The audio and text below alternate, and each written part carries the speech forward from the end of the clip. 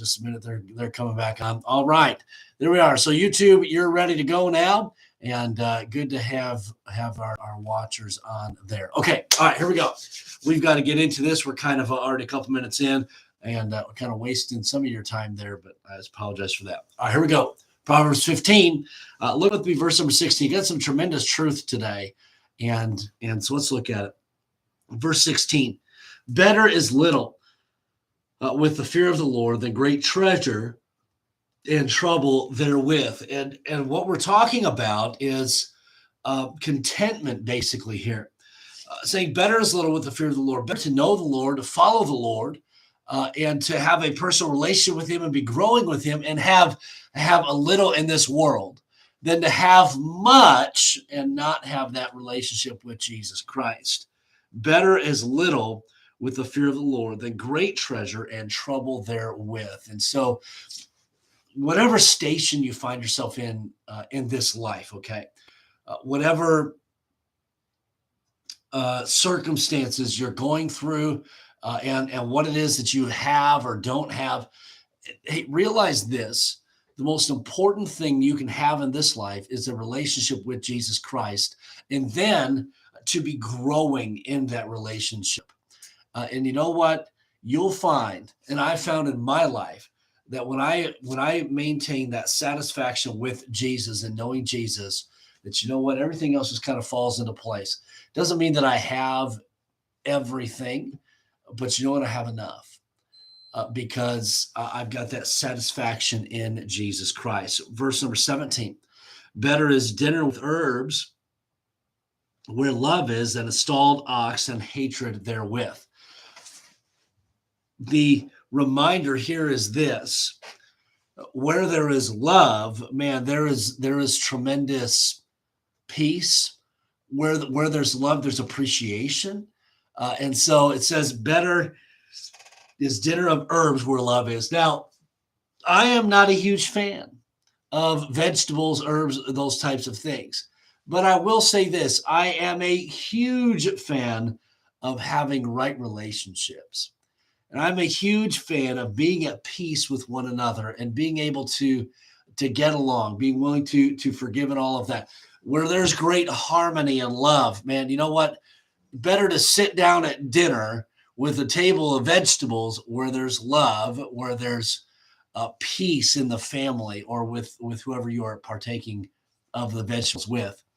That's a better situation than having the stalled calf, which is in reference to the calf that is ready to be sacrificed, eaten, the fatted calf, we could say, where the stalled calf is, and there's hatred therewith.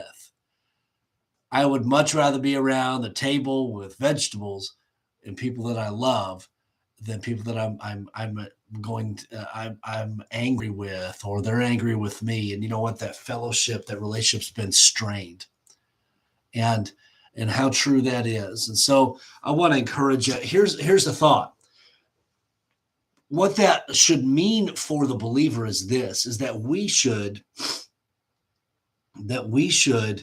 desire to make our relationships right.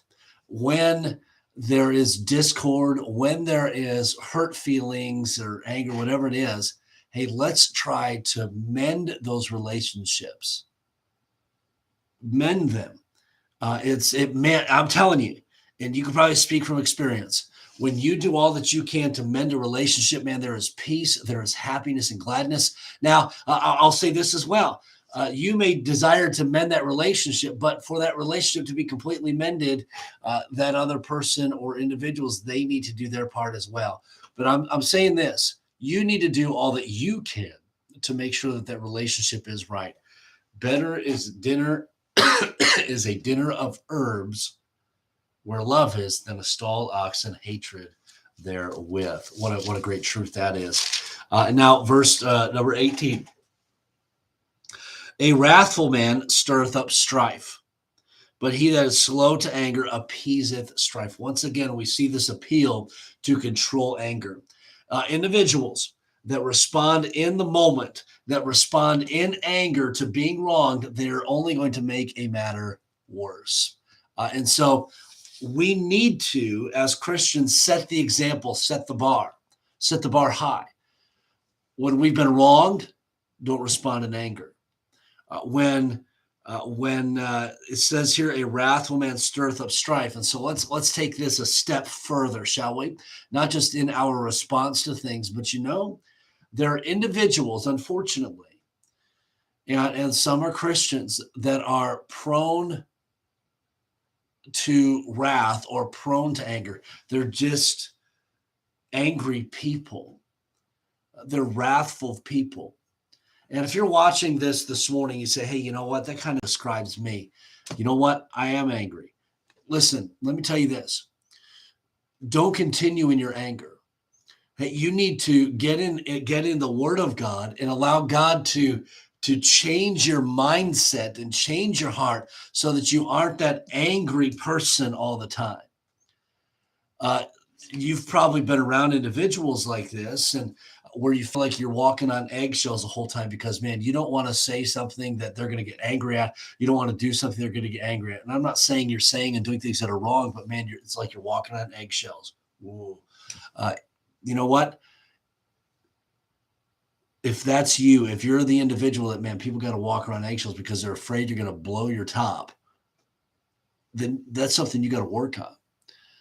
That's something that you've got to change in your life, because for the believer, the characteristic of all believers is this: the fruit really of the way that a believer lives is love, joy, peace, long suffering, gentleness, goodness, faith, meekness, and temperance. It's Galatians 5:22 and 23. You don't find anger in there. In fact, in the Bible, typically when we see anger, it's not in a good light. Typically, when we see anger, it's wrong, and there's consequences for people that are angry in the scriptures. And typically, when we experience in our life, when we get to that point to where we are wrathful or there's anger, it's typically not good. And so we need to correct that and fix that in our lives. Okay. I'm going to stop there for today. We kind of get into a different couple thoughts here. And so just wanted to kind of lump those ones together. But want to say this, want to thank all of you for watching live. You have a good number on live today. And those of you who are watching the recorded version, want to thank you in advance for that as well. For all of you, I encourage you to like, share, and comment. If there was something that you learned today or an encouraging word from the scriptures today for you, I encourage you to share it and then also to comment as well. And then those of you watching on YouTube, I apologize for the first part of that video. And then yesterday, it did not record well yesterday. I think it's because I touched the connector to the camera. And so the cord that's connecting my laptop to the camera. And so I apologize for that. Okay. All right. I'm going to let you go in just a moment. Let me give a couple shout outs here. We've got several watching live.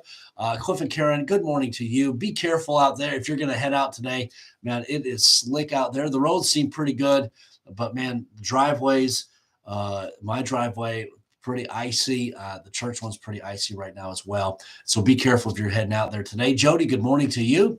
Ingrid, good morning to you as well. Love you. Have a great day. Brian and Cindy, have a blessed day and good morning. Paula, thank you so much for watching. And Izzy, thank you for watching as well. No school today. Bring on the ice, huh? Bring on the ice. No school, no school. And so there you go. Izzy, my kids still have school because they're homeschooled, and so they don't get the day off. And so you enjoy that day off, maybe throw on some ice skates, get out there and do some skating. All right. Gene, good morning to you. Thank you so much for your faithfulness of watching, and appreciate your encouraging comments today as well. And Lee and Angie, thank you for watching, and have a great day. I'm sure the kids probably have the day off where you're at as well. And, it is slick out there. So all of you, be careful in northern Michigan here. And it's just going to get colder here the next day or so. So that ice, just be careful on it. All right. Lord bless you all. I want to encourage you to have a great day today. Lord willing, we'll see you tomorrow for our Power Up, and have a wonderful, wonderful day.